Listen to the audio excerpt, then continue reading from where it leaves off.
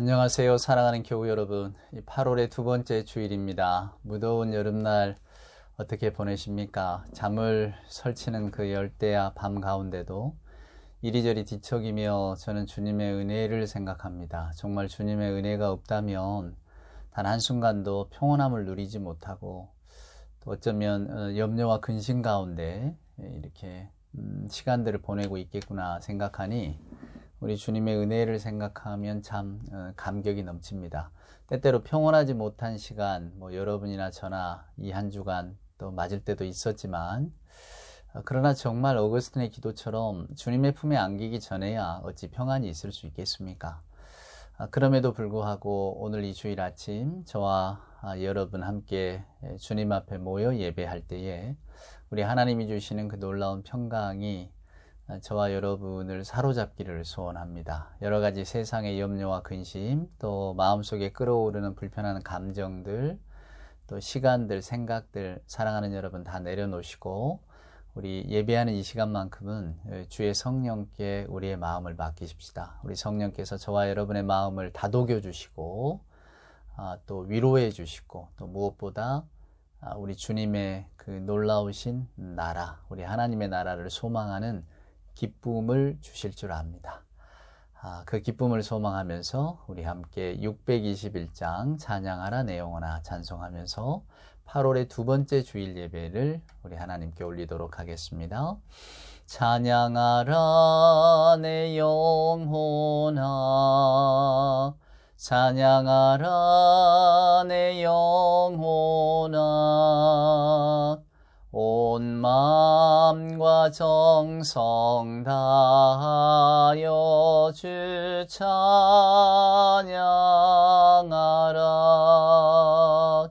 경배하라 내 영혼아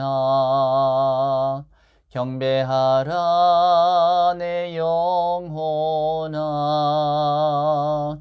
온 마음과 정성 다하여 주 경배하라.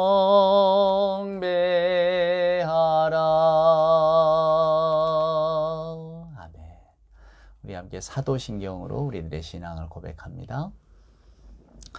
전능하사 천지를 만드신 하나님 아버지를 내가 믿사오며 그 외아들 우리 주 예수 그리스도를 믿사오니 이는 성령으로 잉태하사 동정녀 마리아에게 나시고 본디오 빌라도에게 고난을 받으사 십자가에 못 박혀 죽으시고 장사한 지 사흘 만에 죽은 자 가운데서 다시 살아나시며 하늘에 오르사 전능하신 하나님 우편에 앉아 계시다가 저리로서 산 자와 죽은 자를 심판하러 오시리라. 성령을 믿사오며 거룩한 공회와 성도가 서로 교통하는 것과 죄를 사하여 주시는 것과 몸이 다시 사는 것과 영원히 사는 것을 믿사옵나이다.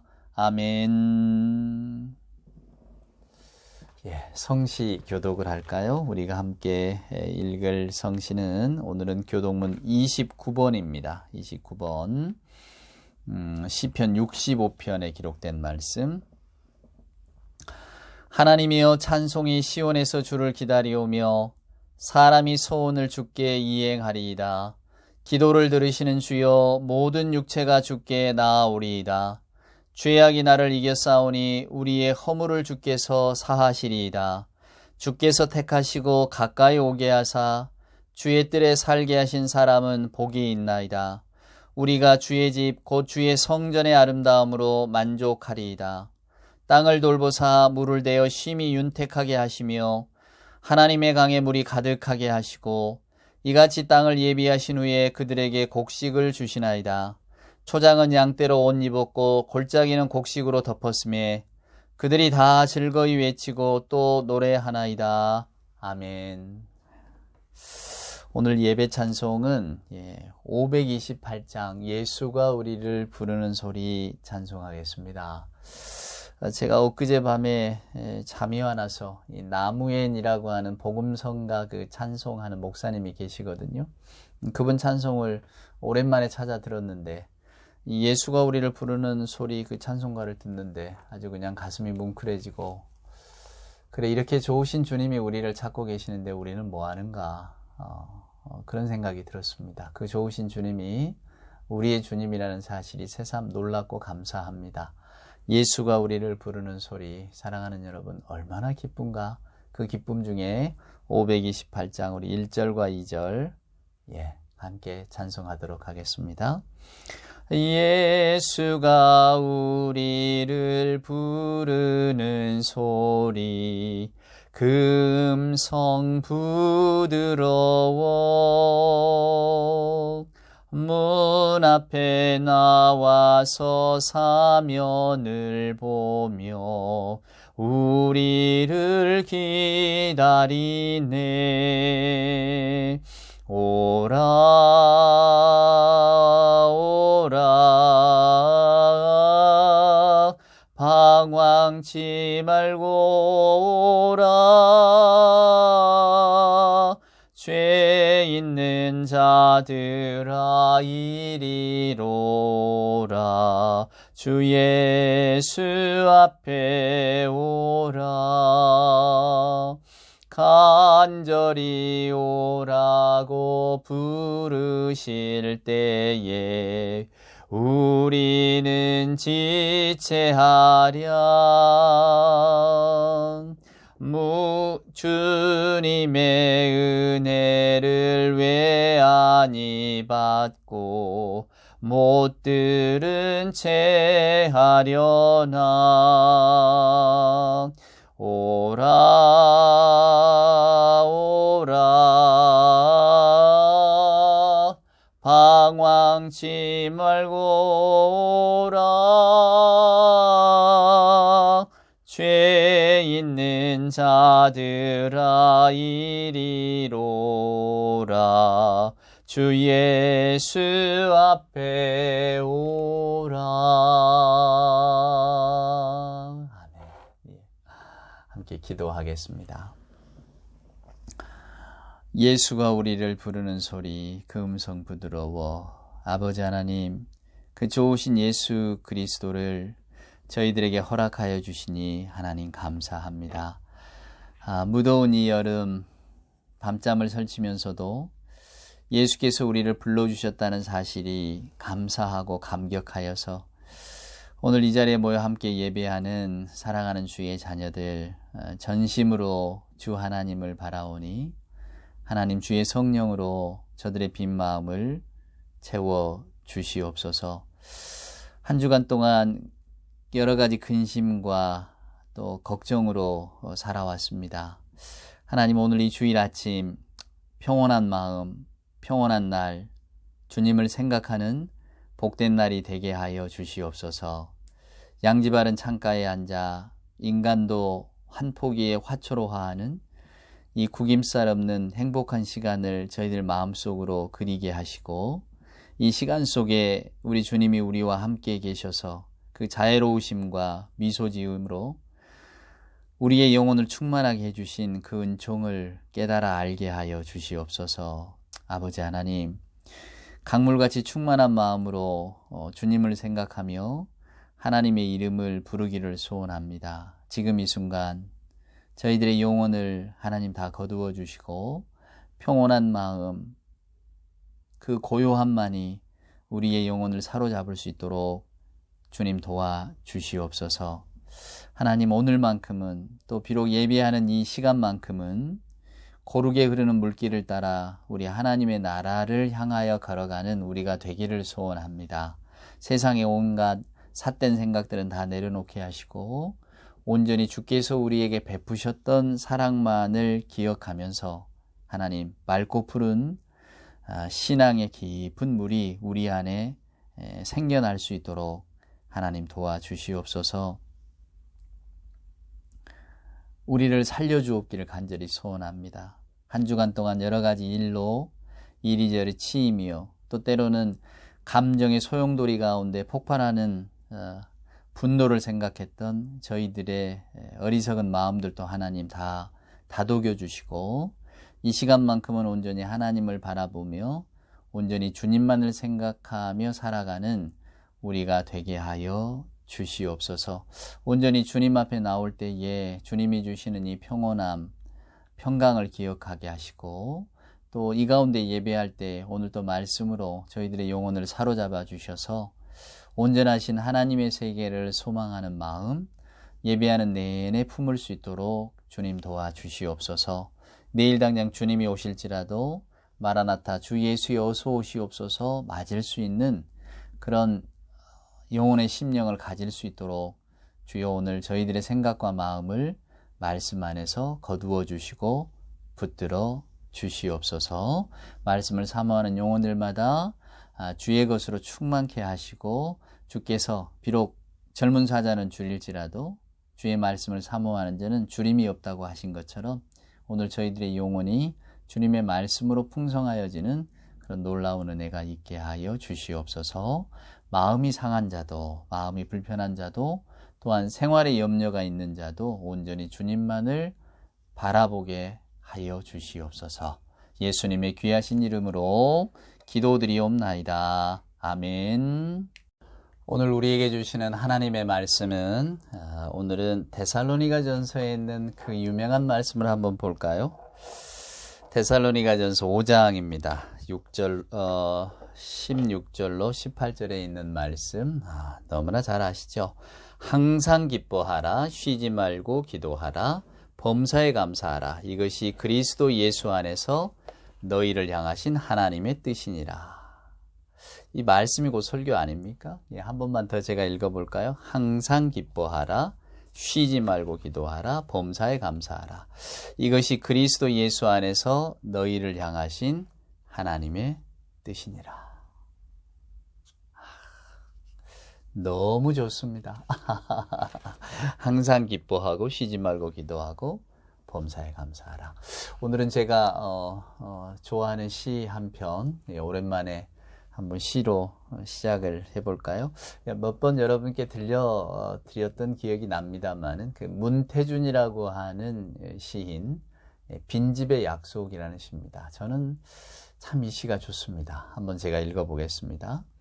마음은 빈집 같아서 어떤 때는 독사가 살고 어떤 때는 청보리밭 너른들이 살았다. 어느 날에는 늦 눈보라가 몰아쳐 마음이 서럽기도 하였다. 겨울밤이 방 형편에 묵은 메주를 매달아 두듯 마음에 봄, 가을 없이 풍경들이 들어와 살았다. 대나무가 열매를 맺지 않듯 마음이란 그저 풍경을 들어앉히는 착한 사진사 같은 것. 그것이 빈집의 약속 같은 것이었다. 마음이란 그저 풍경을 들어앉히는 착한 사진사 같은 것. 여러분의 지난 한 주간 어떠셨습니까? 항상 기뻐하셨습니까? 범사에 감사하셨습니까? 쉬지 말고 기도하셨냐고는 묻지 않겠습니다. 요즘 기도하기가 쉽지 않아서 항상 기쁠 수가 없죠. 범사에 감사할 수도 없고 이 시의 표현처럼 어떤 날은 청보리밭 그 너른들이 들어와 살았고 얼마나 좋습니까? 그림만 그려보아도 너무 기분이 좋습니다. 근데 어떤 날은 독사가 산 날도 있었고 또 어떤 날은 늦 눈보라가 몰아쳐서 그저 마음이 서러운 날도 있었고 꼭 제가 그랬습니다. 여러분도 아마 저와 똑같은 그런 감정의 기복을 경험하셨을 겁니다.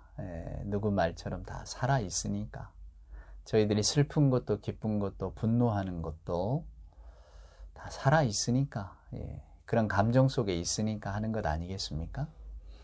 오늘 사도 바울의 권면처럼 항상 기뻐하라. 항상 기뻐할 수 없는데 범사에 감사하라. 감사할 수 없잖아요, 여러분, 우리가. 근데 바울은 이런 권면을 합니다. 물론 단서가 붙죠. 주 안에서.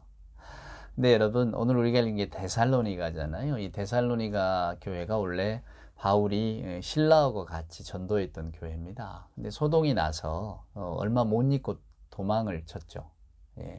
그리고는 이제 아테네에 있다가 나중에 이제 디모데가 옵니다. 디모데가 와서 바울과 신라에게 소식을 들려주는 거죠. 데살로니가 교회가 잘 있습니다. 좋습니다. 믿음 안에서 든든히 서 있습니다. 이렇게 말을 전해주니까 바울이 얼마나 좋았겠습니까? 그래서 그 답장으로 쓴 편지가 실은 데살로니가입니다. 근데 오늘 항상 기뻐하라는 이야기는 그 바울이 빌립보 교인들에게 써서 보냈던 빌립보서하고도 맥이 닿아 있거든요. 여러분, 빌립보서의 별칭이 기쁨의 서신이잖아요. 빌립보서를 읽어보면 기뻐하라는 이야기가 어마어마하게 많이 등장을 합니다.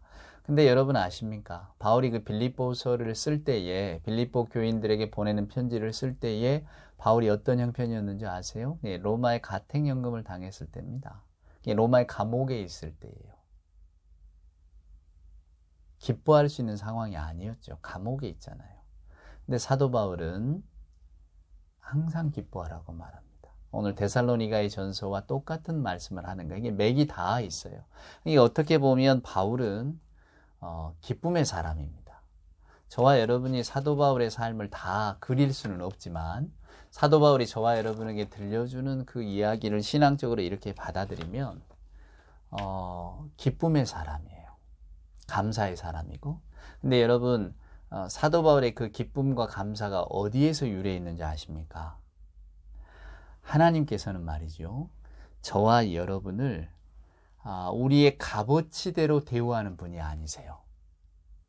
무슨 말인가 하면, 이 사람이 얼마만의 값어치가 있다, 이 사람이 남보다 얼마나 더 나은가, 이 사람이 남과 비교했을 때 어느 만큼 더 어떤 뛰어난가, 이 사람이 나와 관계를 맺었을 때 어떤 유익을 내게 줄 것인가. 하나님과 우리 사이는 이런 관계로서 성립하는 게 아니다, 그 말입니다. 하나님의 무한하신 자비와 사랑으로 우리를 자녀 삼으셨고, 그 자녀 삼으심이 근거가 되어져서 저와 여러분의 신앙의 헌신, 신앙의 열정, 신앙의 기쁨을 원하시는 분이 하나님이세요. 그러니까 하나님은 먼저 베푸시는 분입니다. 저와 여러분에게 너는 누구냐고 묻지 않아요. 세상은 끊임없이 너는 누구냐고 묻고 있죠. 심지어는 가정에서도 너는 누구냐고 묻습니다. 남편이 아내에게, 아내가 남편에게, 부모가 자식에게, 자식이 부모에게 당신은 누구냐고 자꾸 물어요. 무슨 이야기입니까? 당신이 있어서 우리에게 해준 유익이 무엇입니까? 당신과 나는 어떤 관계를 가지고 관계를 맺고 있습니까? 이걸 묻습니다. 그러나 하나님은 그걸 묻지 않으세요, 여러분. 이것이 하나님의 놀라우신 사랑과 은총입니다. 사도 바울은 그걸 깨달았어요. 사도 바울이 철저하게 뼛속까지 유대인이었잖아요. 유대인이라는 것은 유대 율법에 익숙한 사람. 유대 율법은 한마디로 규정한다면 에르곤 미스토스. 일이 있으면 보상이 있는 겁니다. 일과 보상이에요. 그러니까 유대인들도 율법을 지켜야만 하나님의 복을 받을 수 있다고 생각했거든요. 그게 조건이란 말이에요. 우리가 하나님께 충성해야만 하나님이 우리를 사랑하실 것이다. 그래서 하나님의 사랑을 얻으려면 우리가 우리의 삶을 하나님이 원하시는, 즉 율법적인 삶에 맞춰야 된다. 그래서 유대인들은 그 수많은 유대인 그 율법적인 어떤 요구들을 지고 살았단 말입니다. 이게 혹시 잘못되면 어쩔까? 전전긍긍하고 말이죠. 그러니까 우리의 사람됨에 따라서, 우리의 어떤 가치에 따라서 하나님이 우리를 대하신다고 생각했기 때문에 바울 역시도 그 신앙 속에 살다가 하나님을 먼저 내어주시는 분이다. 아들을 내어주셨다. 그분이 그리스도다. 하나님이 무한하신 사랑과 자비는 우리의 행동에 앞선다는 사실을 깨닫는 순간부터 그는 철저하게 예수 앞에 무너지는 거죠. 저는 예수 복음이 이것이 핵심이라고 생각합니다. 하나님이 먼저 우리를 사랑하셨다는 거예요. 그래서 그 사랑을 알 때에 저와 여러분이 어떤 신앙적인 열정, 신앙적인 헌신, 그 사랑을 토대로 나오는 것이지, 우리가 그것을 드려야만 하나님이 우리에게 뭔가를 주신다, 이게 아니라는 겁니다. 여러분, 창세기 22장 아브라함의 시험 사건을 잘 기억하시죠? 그 사건이 여러분 뭡니까? 결국은 아브라함의 믿음을 시험했다고요? 아브라함이 그 생떼 같은 자식을 과연 드릴 수 있는가를 보셨다고요? 그리고 그것을 드렸기 때문에 하나님께서 아브라함의 믿음을 칭찬하셨다고요? 천만의 말씀입니다. 하나님께서 아브라함에게 이삭의 시험을 주신 이유는 아브라함의 후손이, 즉 그 믿음의 후손이기 때문에 하나님이 사랑하신 것이 아니라, 여러분, 하나님이 선택하셨기 때문에 하나님의 사랑을 베푸시는 거예요. 그러니까 아브라함이 내가 내 자녀를 하나님 앞에 내가 드렸기 때문에 하나님이 나를 사랑해 주신다가 아니라, 아브라함뿐만 아니라 그 당시의 모든 사람들, 지금도 많은 사람들이 그렇게 생각할 겁니다. 우리의 구원, 우리의 확신은 우리의 후손으로부터 온다. 그게 무슨 이야기인가요? 인간이 이루고 인간이 만들어가는 역사의 체계를 말하는 겁니다. 내가 내 자녀를 통해서 아버지의 후대로 올라가면 또 자녀의 자녀를 통해서 인간은 자기 생의 어떤 토대를 심어오고 그 뿌리를 발전시켜 나갑니다. 그리고 거기에서 위안을 얻는 거죠. 인간의 자기 실현의 정체성, 그 최고봉이 바로 자녀를 통한 자기의 모든 것을 내어주는 것 아니겠어요? 그러니까 인간이라고 하는 것은 결국은 자녀를 통해서 자기를 더 확실하게 세우려고 한다 그 말입니다.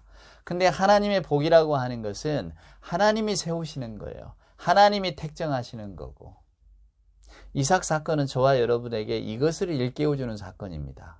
이삭이 아브라함의 혈통이어서가 아니라 하나님께서 택하신 자녀이기 때문에 하나님의 복이 이어진다는 것을. 그러니까 복의 그 근원은 하나님이시지 인간의 혈통이 아니다 그 말입니다. 그러니까 이스라엘의 어떤 우수성, 우리가 하나님의 원래 백성인데 이런 것들은 다 없어지는 거죠. 예수 안에서. 하나님의 사랑은 한없이 흘러가는 사랑이고 하나님의 사랑은 어떤 혈통 따라 핏줄 따라 내려지는 사랑이 아니다 그 말입니다.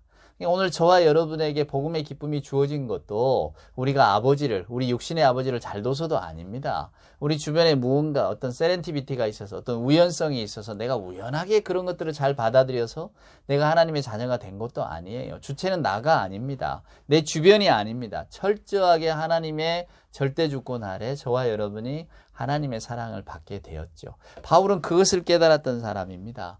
그래서 바울은 행복한 거예요. 사랑하는 여러분. 그 마음속에 그전에는 율법이 들어와 앉아 있었거든요. 사람의 행위가 들어앉아 있었거든요. 내가 하나님과 관계를 잘 맺으려면 먼저는 내가 온전해야 된다. 내가 하나님 앞에 가치 있는 인간이 되어야 된다. 그러니까 하나님 앞에 가치 있는 인간이 되기 위해서 노력하는 사람들은 모두가 선한데 그렇지 아니한 사람들은 모두가 악이다 그 말이에요. 그저 지옥의 불쏘시개로 났을 존재들이다 그 말입니다. 인간 축에도 들지 못하는 그렇게 멸시하고 벽을 쌓고 차별하고 선민의식, 우월감을 가지고 그렇게 살았던 사도 바울이 그리스도를 만나고 이것이 완전히 깨어져 버렸다 그 말입니다. 그러니까 사도 바울의 마음속에 사랑하는 여러분, 그전에는 유대인이라고 하는 자부심, 그리고 나는 이방인들과 다르다고 하는 어떤 그런 편협한, 물론 자기 만족이겠지만 그렇게 편가르게 하는 것, 그런 우월감, 이런 것들이 마음속에 자리 잡고 있었단 말입니다. 독사 한 마리가 또아리를 틀고 있었던 거죠. 얼마나 매섭게 서 있었겠습니까? 근데 예수를 만나자마자 이 독사는 나가버리고 청보리밭 넓은 들이 들어오는 겁니다. 하나님의 무한하신 사랑이 들어오는 거예요. 따뜻한 어머니의 마음이 들어오는 겁니다. 그는 이제 그 풍경을 찍는 사진사가 되었던 거예요. 그러니까 비록 자기가 지금 이런 형편에 있었어도 바울은 기쁜 겁니다. 감사하는 거예요. 여러분 고린도후서를 한번 보실래요? 제가 이렇게 여러분도 아시겠지만 이렇게 말씀을 드리니까 바울이 어떤 형편과 어떤 처지, 어떤 인생을 살았을까? 바울의 인생이 어땠을까?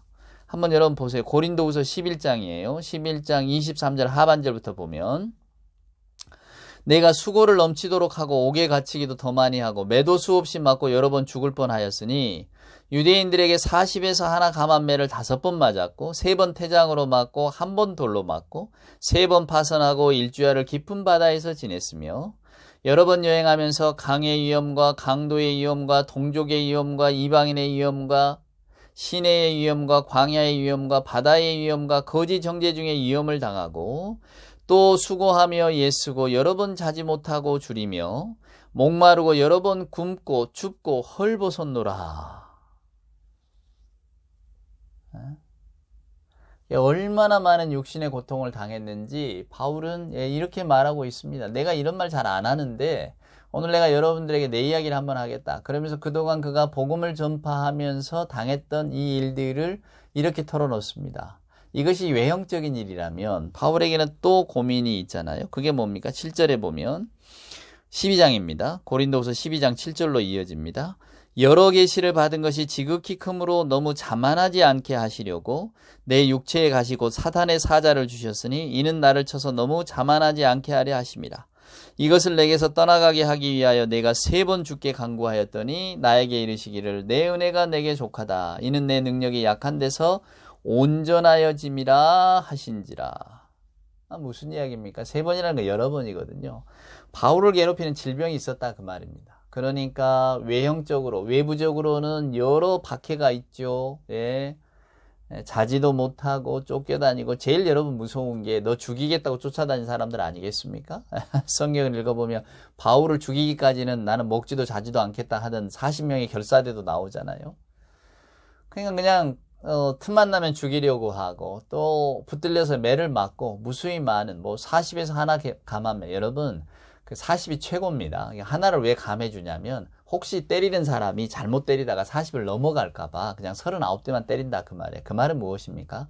39대 때리면 사람 죽는다 그 말입니다. 그때까지 버티는 사람이 별로 없었다 그 말이에요. 바울이 말하는 겁니다, 여러분. 내가 이런 역경을 겪었노라고, 내가 이런 고통을 당했노라고, 나는 무수히 많이 붙들려서 매도 맞고 죽을 고비도 넘기고, 또 그뿐만이 아니라 나는 내 몸에 나를 괴롭히는 질병도 있었다고. 그래서 그것을 좀 고쳐달라고 내가 얼마나 기도했는지 모른다고. 근데 하나님 안 고쳐주셨다 그 말이에요. 자, 그러니까 바울은 지금 원래 자기가 가지고 있는 고질적인 질병이 있습니다. 그리고 지금 형편도 감옥에 갇혀있고 쫓겨다녀요. 그리고 그 쫓겨다니는 과정을 이렇게 보면은 무수히 많은 죽을 고비를 넘겼다 그 말입니다. 굉장히 힘든 삶을 살았어요. 너무 힘들었단 말이에요. 근데 그 힘든 삶을 겪고 그 다음에 말년이 편안했냐면 지금 편안하지 않잖아요. 낯선 도시 로마에서 옥에 갇혀 있단 말이에요. 마음대로 돌아다니지도 못합니다. 언제 죽을 줄도 모르고요, 여러분. 예. 그런 상황 속에서 바울은 나는 행복합니다. 나는 행복합니다. 이 노래를 부르고 있단 말이에요. 도대체 어떻게 된 사람인가? 궁금하시잖아요. 저도 궁금합니다. 비결은 딱 하나입니다. 이미 사도 바울의 마음속에는 예수가 들어앉아 있는 겁니다. 여러분 보네포 이야기 하도 많이 들어서 식상한 분도 있을 줄 압니다만은 독일의 신학자였거든요. 미국으로 망명을 갑니다. 독일 교회가 전부 다 나치 편을 들었거든요. 근데 보네포가 보기에 그 선한 일은 아니었습니다. 그래서 미국으로 망명을 가는데 자기 혼자만 그렇게 또 편하게 살 수가 없다 해서 다시 독일로 돌아와요. 그리고 1944년에 히틀러를 죽이는 것이 이 전쟁과 또한 역사에 또 하나님 앞에 어떤 그 선한 일을 세우는 거다 생각하는 겁니다. 그래서 이 히틀러 암살단에 가담을 해요. 1944년에. 붙들립니다. 이 보네포가 한 그 유명한 말이 있잖아요. 어떤 미친 운전사가 버스를 몰고 가서 사람들을 해치는데 내가 버스 안에 승객이랑 가만히 있겠는가? 그 운전사로부터 빨리 운전대를 뺏어야지. 이제 그런 마음으로 히틀러 암살에 가담했다가 결국은 이제 처형됐습니다. 39에 처형됐거든요. 그래서 지금도 저도 젊었을 때 말입니다. 20대에 신학을 공부할 때는 이 보네포를 얼마나 사모했는지 몰라요. 너무 멋있잖아요, 여러분. 예. 신앙을 위해서, 신념을 위해서 목숨을 던질 수 있는 행동하는 신학자 아닙니까? 멋졌죠. 발끝에도 못 미치고 또 제가 여러 번 산다 한들 어찌 보네포의 삶을 따라갈 수 있겠습니까? 많은 그때 그렇게 멋진 삶을 산 보네포. 그러니 그이에 경도되지 않을 수 있겠습니까? 그래서 보네포의 책도 많이 사보고 보네포를 그리워하기도 하고 참 멋진 신학자다. 이런 기독교 역사에 이런 신학자가 있다는 것이 자랑스럽다. 이런 마음으로 살았는데 하여간 그 보네포에 그래서 그때 읽었던 책 가운데 그 옥중 에피소드가 하나 있어요. 그게 뭐냐면 이제 보네포가 사형수잖아요. 금방 언제라도 명령이 떨어지면 바로 직결 처형되는 사형수인데 교도관이 볼 때 보네포가 아주 편안했는 모양입니다. 너무 편안하고 너무 그냥 안정돼 보이니까 한 번은 교도관이 말했대요. 나랑 한번 바꿔보자고 말이야. 나는 밖에서 자유롭지만 나는 항상 불안하고 나는 염려가 많은데 당신은 그 안에 갇혀서 언제 죽을지도 모르는데 왜 그렇게 편안하게 있느냐고. 나라고 한번 자리를 한번 바꿔봅시다 그러더래요. 그래서 한번 바꿔봐 줬다는 거 아닙니까? 당신이 앉았던 자리에 나도 한번 앉아보고 싶다고. 예. 이유가 뭐겠습니까, 여러분? 이미 보네포는 마음에 예수가 들어앉아 있기 때문에 삶의 풍경이 달라지는 겁니다. 이미 마음이 행복한 사진사가 된 거예요. 주님 안에서 행복한 사진을 찍을 준비가 된 겁니다, 여러분. 그러니까 마음속에 있는 어떤 독사나 늦눈보라는 다 사라지고 없는 거예요. 그냥 푸른 청보리들만, 그냥 너른들만 이렇게 마치 제주도의 가파도의 그 푸르른 청보리 밭처럼 말입니다. 정말 기가 막힌 광경 아닙니까? 그 평온함이 마음속에 들어있으니까 그가 어디에 앉아있든지 간에 이미 마음속에 행복한 사진사가 들어앉아 있잖아요. 그러니까 그는 그저 행복한 게 된 겁니다. 왜 그러고 죽음의 두려움이 여러분 없었겠습니까? 왜 그러고 좀 못다한 인생을 좀 한 번 더 잘 살아보고 싶은 소망이 없었겠습니까? 여러분, 왜 바울이라고 말입니다. 정상적인 생활을 살아보고 싶은 생각이 왜 없었겠습니까? 내가 정말 괜히 예수 만나서 여기까지 와서 이 고생을 하고 매를 맞고 쫓겨다니고 나 예수만 안 만났더라면 우리 민족 이스라엘 사람들의 존경을 받는 랍비가 되어져서 한평생 좀 근사하게 살아갈 수 있었을 텐데 내가 왜 도대체 예수를 만나서 이 고생을 하는가? 왜 이런 생각 안 들 때가 있었겠어요? 그러나 여러분, 예수를 생각하면 이게 사라지는 겁니다. 맞다. 그 좋으신 예수님이 나를 찾아주시고 나를 붙들어 주셨는데 내 마음에 기쁨이 넘치지 않을 수 있겠는가? 이렇게 고백합니다. 여러분, 너무 아득하게 멀리 느껴지십니까? 사도 바울이 말하는 항상 기뻐하십시오, 쉬지 말고 기도하고 범사에 감사하십시오라고 하는 이 내용들은 여러분, 이걸 신학적으로 강의하려면 굉장히 그 내용과 깊이가 길어져요. 하지만 저는 오늘 단순하게 말하고 싶어요. 왜? 그것은 진리이니까. 그것은 삶이 녹아져 있는 거잖아요. 그것은 바울이 경험한 거라고 말입니다. 그러니까 경험한 다음에 나오는 말이에요. 왜 언젠가 제가 신용복 선생 일화도 이야기해 드린 적이 있잖아요. 이분이 한 20년 감옥 생활을 한 그런 전력이 있습니다. 근데 감옥에서 전직이 목수였지만 지금 죄수로 들어왔으니까 만났을 것 아닙니까? 그 목수 이야기를 한 적이 있어요. 그 집을 그려보라고 하니까 자기들은 그냥 지붕 먼저 그리고 이렇게 딱 벽을 그리고 그 다음에 창문 그리고 막 하는데 이 목수는 다르더라 그 말이에요. 목수의 집 그리는 순서를 이렇게 보니까 목수는 주춧돌을 먼저 그리더라는 거예요. 그러니까 여러분도 한번 그려보세요. 집을 그리면 뭘 먼저 그리시는가? 되게 이렇게 지붕 딱 그리지 않습니까? 그리고 벽 그리고 그 다음에 창문 그리고 쭉 그리고 현관문 그리고 뭐 그러겠죠. 저도 그렇게 그리니까 시간 나면 주변에 나무 하나 그리고 주춧돌을 놓을 생각은 저는 한 번도 못 해봤다 그 말입니다. 신용복 선생도 그랬겠죠. 그러니까 이 목수 출신이 집 그리는 순서가 내리에 박히지 않았겠습니까? 그렇구나. 집 그리는 순서가 틀렸구나. 지붕 먼저 그리는 것이 아니라 주춧돌을 먼저 그려야 되는구나. 이런 단순한 깨달음에서 더 나아가서는 어떤 깨달음을 갖게 되느냐면 목수는 주춧돌이 먼저 놓아지지 않으면 이게 집이 설 수 없다는 걸 아는 사람이구나. 어디서 나오겠습니까? 경험에서 나오는 거죠. 바울은 경험한 사람이에요. 예수가 내 마음속에 들어온 걸 경험했다 그 말입니다. 그래서 그는 항상 기뻐할 수 있었어요. 동족들에게 쫓겨다니고 매맞고 육신은 고통스러워도 범사의 모든 일에 감사할 수 있었다 그 말입니다. 이게 허언처럼 들리십니까? 저는 그렇게 들리지 않습니다. 바울이 인간의 경지를 넘어서서 그랬을까요? 아니에요. 때리면 아프고 굶으면 배고프고 말입니다. 잠 못 자면 괴롭고.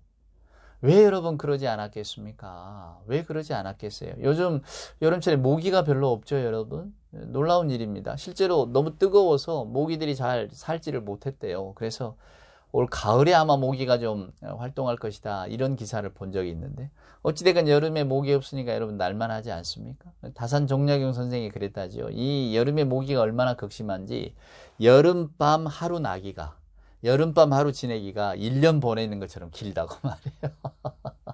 얼마나 이 모기가 괴롭혔으면 그랬겠습니까?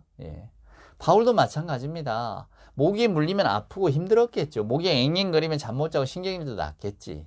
제가 지금 그런 이야기를 하자는 게 아닙니다. 바울은 그런 감정을 다 갖고 있었지만 근본적으로 항상 기뻐할 수 있었고 감사할 수 있었다 그 말입니다. 죽을 뻔한 지금 역경 속에 있잖아요. 여러분 빌립보서를 읽어보면 기가 막혀요. 바울은 어디까지 나가느냐면 내가 감옥에 갇힌 것이 오히려 복음의 진보가 된다고 하니까 나는 기쁘다. 이렇게까지 이야기하는 사람이에요. 철저하게 자기 육신이나 자기 생각의 중심에 인생을 놓는 게 아니라 그리스도를 놓고 자기 인생을 이제 거기에다 덧붙이는 거죠. 그러니까 그리스도가 토대가 되기 때문에 모든 것이 감사하게 된다 그 말이에요. 여러분, 이건 추상적인 언어가 아닙니다. 저도 바울의 심정을 그냥 이건 바울은 진짜겠구나 라고 하는 것만 알지, 제가 바울처럼 범사에 감사하고 모든 일에 기뻐할 수 있는가? 항상 기뻐하는 삶을 살고 있는가? 그렇지 않아요. 서두에 말씀드렸지만 저는 이번 한 주간에도 마음속에 독사가 들어와 있는 적도 있었고요. 물론 청보리반 넓은들이 있었던 적도 있었습니다. 그러나 늦바람, 늦눈보라가 몰아쳐서 정말 마음이 서러웠던 적도 있었거든요. 아직은 그런 감정들을 어떻게 이렇게 통제하지 못해서 정말 이 마음이 빈집 같은 제 마음에 그냥 여러 가지들이 들어와 산다 그 말이에요. 그리스도만 한번 딱 들어와 사시면 될 것 같은데.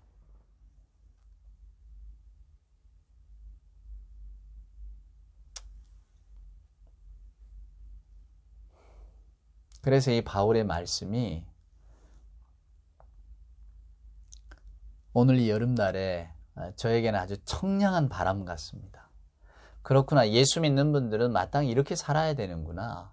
그리고 그 삶을 예수께서 우리에게 보여주셨구나. 우리 주님도 말입니다. 여러분, 겟세마네 동산에서 보면 아주 그냥 피나는 기도를 하시잖아요. 그 잔을 피하게 해달라고. 또 심지어는 십자가 위에서까지 왜 아버지 저를 버리십니까? 이 극심한 고통, 유기의 어떤 그 감정을 경험하시잖아요. 절망의 순간이었습니다. 주님이 그냥 가짜로 여러분 듣기 좋으라고 말해.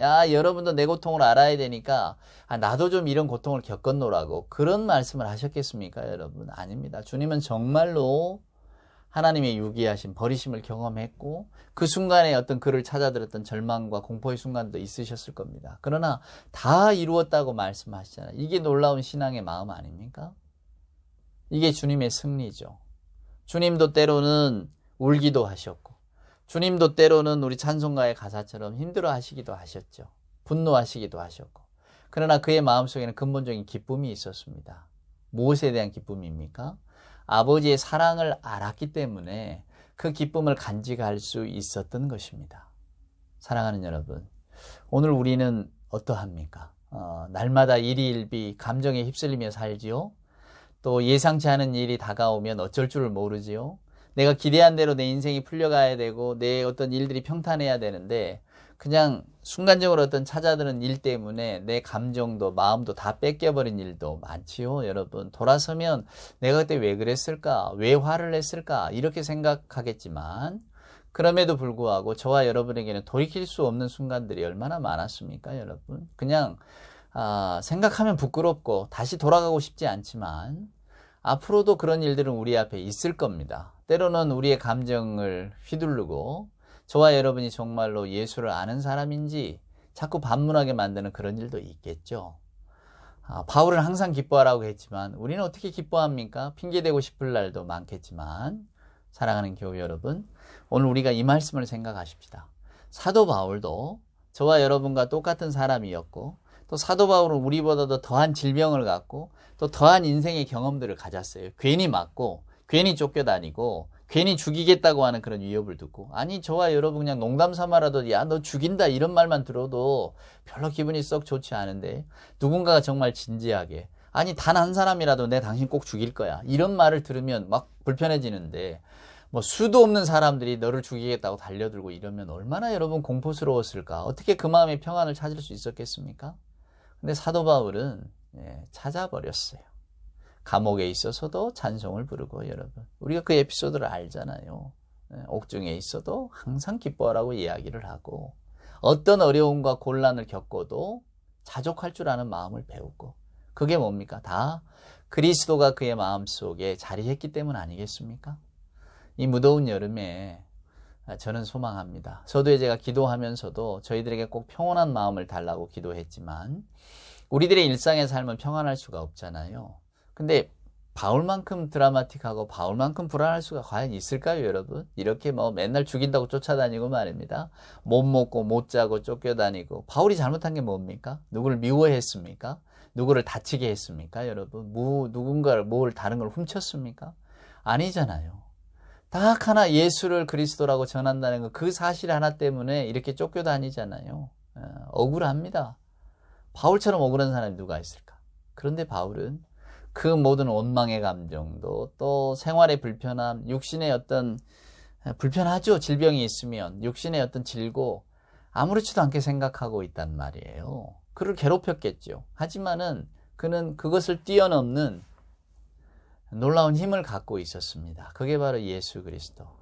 저와 여러분도 우리가 그런 마음을 닮아가면 얼마나 좋을까요? 먼저 우리가 할 일이 있습니다. 일단 우리의 마음을 빈집으로 드러내야 돼요. 빈집의 약속. 집이 비어 있어야 주님이 들어오시죠. 예수님의 비유처럼. 힘센 귀신이 다 우리를 사로잡고 있는데 주님이 들어오실 자리가 없잖아요. 우리의 마음을 빈집으로 만드십시다. 저와 여러분의 감정, 또 우리들의 과거, 또 우리들의 욕망, 우리들의 성품, 성질,